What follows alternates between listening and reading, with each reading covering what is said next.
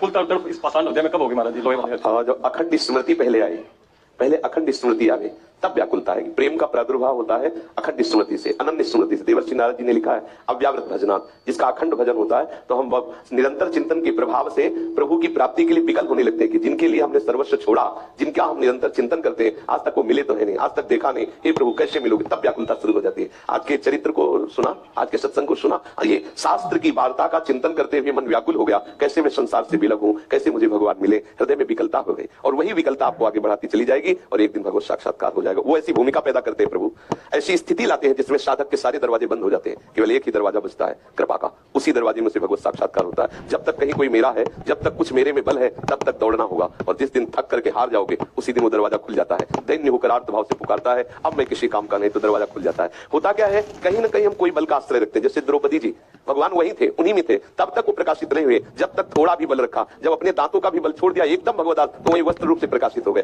प्रभु प्रिया प्रीतम अपने साथी है, अपने पास ही है, पर जब तक कोई बल है, जब तक कोई अन्य आश्रय है, तब तक वो छुपे रहते हैं। और जिस समय वही ऐसी स्थिति पैदा करते हैं कि सब अन्य आश्रय ढक जाते हैं, एक ही दरवाजा रहता है, हे कृपा सिंधु। आर्त भाव से जब पुकारते हैं तो पक्का समझो, ये मत मानना कि प्रभु केवल ध्यान में आते हैं जैसे हम और आप, ऐसे भगवत साक्षात्कार होता है। करुणा में किशोरी, करुणा में किशोर जो उसके, लेकिन ये वही कर सकता है जिसे कराना चाहते हैं। सभा में किसी एक को दर्शन देना चाहे तो वही भरपूर दर्शन करेगा, उसकी दृष्टि में सभा नहीं, कोई देख नहीं सकता, कोई सुन नहीं सकता उनकी बात। जितने को सुनाना चाहेंगे उतने सुन पाएगा, जितने को दिखाना चाहेंगे उतने। ऐसे जैसे हम आप वार्ता करते हैं, ऐसे ऐसे केवल एक क्षण के लिए नहीं, निरंतर के लिए प्रिया प्रीतम साथ रख लेते हैं। शरीर चाहे जहां रहे, चित्तवृत्ति से वो उन्हीं के समीप रहता है, भाव देश से सदैव उन्हीं के समीप रहता है। इसलिए निरंतर भजन करते हुए जो जो हमें सावधानियां बरतनी है, जो जैसे आज के सत्संग में था, वो हम सावधानियां रखें तो हमारे हृदय में व्याकुलता आ जाएगी। और वही देंगे, वो ऐसी परिस्थिति दे देते हैं कि उसमें बुद्धि नहीं लगानी पड़ती, वो रास्ता ही केवल उतना ही बचता है, प्रभु की तरफ आर्त भाव से पुकारना। वो परिस्थिति देते हैं। अगर गजेंद्र को कोई समझाता तो थोड़ी समझ पाता, लेकिन परिस्थिति दे दी, अब एक ही उपाय रह गया, हरि शरणम।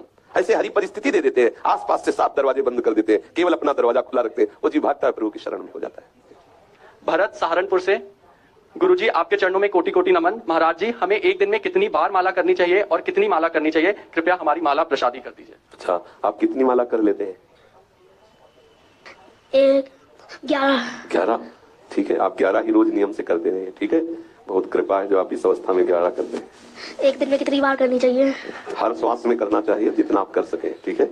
चाहिए तो 1 भी मिनट प्रिया प्रीतम से बिलक ना जाए, क्योंकि इसी अवस्था से यदि धारणा पक्की कर ली जाए भजन की, तो निश्चित निरंतर भजन होने लगता है। कौन सा इसका है? आगे ये कह रही हैं, जब किसी साधिका या पारमार्थिक व्यक्ति से भी समीपता बढ़ने लगती है तो उससे चिढ़ सी होने लगती है और व्यवहार में रूखापन आ जाता है। अच्छा है, आना चाहिए, बहुत बढ़िया, बहुत बढ़िया। इसमें कोई निषेध नहीं, ऐसा ही होना चाहिए। साधक का स्वभाव ऐसा रहेगा तो फंसेगा नहीं, साधक का स्वभाव ऐसा रहेगा तो किसी से व्यवहार नहीं बनेगा। अच्छा है, बिल्कुल ऐसा होना चाहिए। कठोर व्यवहार मत करो, लेकिन हृदय की ऐसी स्थिति होनी चाहिए, बढ़िया है। इंद्रजीत जी, गुरुदेव भगवान के चरणों में कोटि कोटि वंदन। गुरुजी, पिछले 1 माह से शरणागति प्राप्त हुई है। पहले एकादशी का उपवास करते थे, अब मेरे लिए क्या उपदेश है, उपवास करूं या नहीं? जब तक हमारी प्यारे जो में समर्पण की पूरी वृत्ति नहीं जागृत होती तब तक रहिए। और जब आपको हृदय से ऐसा लगने लगे कि हम 8 पहर प्यारी जू की सिवा, तो फिर हम आपको उपाय बता देंगे राधा वल्लभ जी में। आप ऐसा करके फिर एकादशी को प्रणाम करके बस मन बुद्धि चित्त हम सब प्यारी जू के चरणों में समर्पित कर दो। सार बात यही है, पर अभी आप रहते, आप रहे। हेम श्वेता जी, राजस्थान से, महाराज जी के श्री चरणों में प्रणाम। महाराज जी, जीवन में कोई नियम नहीं है, खुद से कोई नियम निभा नहीं पा रहे, कृपया स्वरूप नियम देवें। किसके शरणागत है? अभी शरणागत नहीं है। फिर कैसे नियम कैसे? कोई भी एक नियम जवाब देते हैं। पहले शरणागत हुई है किसी संत की, फिर नियम बने। नियम तभी निर्वाह हो पाएगा जब हम एक पद्धति में, एक मार्ग में आ जाएं, किसी सदगुरु का आश्रय ले ले। प्रारंभ यहीं से होता है। ऐसे नाम जप करो, राधा वल्लभ श्री हरिवंश नाम जप करो, चतुरासी जी का पाठ करो, कभी कभी गीता और भागवत के सूत्रों को, जो श्लोक है उनका चिंतन करो। पर उपासना पद्धति तभी चलती जब किसी सदगुरु का वर्ण करते हैं। हाँ, सदगुरु का किसी महापुरुष का आश्रय ले लो, किसी आचार्य का आश्रय ले लो और उसकी पद्धति से नियम बनाओ, उसकी पद्धति से फिर नियम बनाओ, तो नियम निर्वाह होता चला जाएगा आचार्य कृपा से। राधे, गीता जी का नित्य पाठ करती हूँ और आधा गलत होता है, आधा ठीक होता है। कई कहते हैं कि पाठ नहीं करना चाहिए। हाँ जी, ये ना कहते हैं अभी मैं गलत बोलती हूँ, आधा वर्ड, आधा तो ठीक बोलती हूँ। कई कहते हैं अभी पाठ करें या ना करें हम। गीता जी का या श्रीमद् भागवत का मूल पाठ करने का अधिकार उसी को है जिसको संस्कृत का ज्ञान है, लेकिन उसके अर्थ को समझकर चित्तवृत्ति को लक्ष्य में लगाने का अधिकार सबको है। यदि आपको संस्कृत का पूर्ण ज्ञान नहीं है तो हमें संस्कृत से संबंध नहीं रखना, हमें जो प्रभु ने आदेश किया है उससे संबंध रखना है।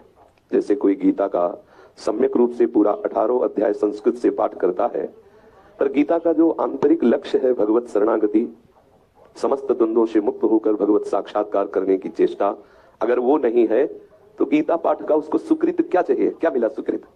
तो गीता जी का महापुरुषों ने सरल भाषा में अर्थ प्रकाशित किया है। बहुत से महापुरुषों ने, यदि अपने को संस्कृत का शुद्ध ज्ञान ना हो तो गीता जी की टीका पढ़ करके हमको जो गीता जी उपदेश करते हैं उसे जीवन में उतारना चाहिए। हिंदी का भी अनुवाद गलत हो जाता है तो महापुरुषों के द्वारा जो उपदेश किए गए हैं उनको श्रवण करो। जरूरी नहीं है कि पढ़ा लिखा हो तभी भगवत प्राप्ति हो सकती है, बिल्कुल न पढ़ा हो तो भी हम महापुरुषों के वचन श्रवण करके अपने जीव स्वाभाविक ज्ञान स्वरूप है। यदि हम भगवत प्रेमी महात्माओं के वचन श्रवण करें तो हमारे हृदय में ज्ञान स्वरूप सदगुरुदेव अपने आप वो रास्ता दे देंगे जिससे हमें भगवत प्राप्ति होगी। जैसे हम रोज सुनते हैं, गीता जी की ही आज्ञा है, मच्चित्ता मदगत प्राण बोधयन्तः परस्परम कथयन्ति च